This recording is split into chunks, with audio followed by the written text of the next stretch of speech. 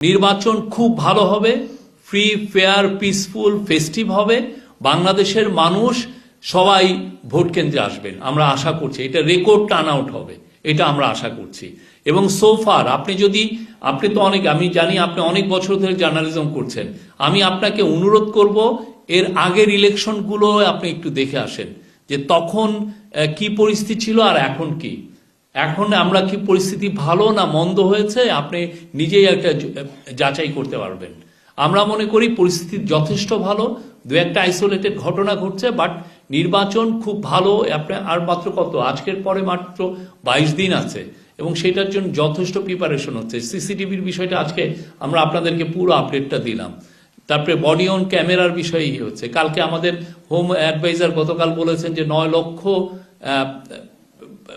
বিভিন্ন বাহিনীর মেম্বার থাকবেন ইয়েতে। তো আমরা আশাবাদী খুব ভালো ইলেকশন হবে।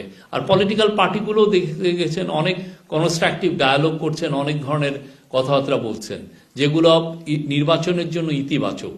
কিন্তু তারপর আমরা দেখছি দুই একজন ফেসবুকে বা ইউটিউবে এসে বিভ্রান্তি ছড়ানোর চেষ্টা করেছেন এবং আমরা তাদের পাসটা জানি, তাদের অনেকের যে পিছনটা আমরা জানি, তারা 15.5 বছর কি পরিমাণ দালালি করেছেন এটা আমাদের খুব ভালো মতো জানা আছে।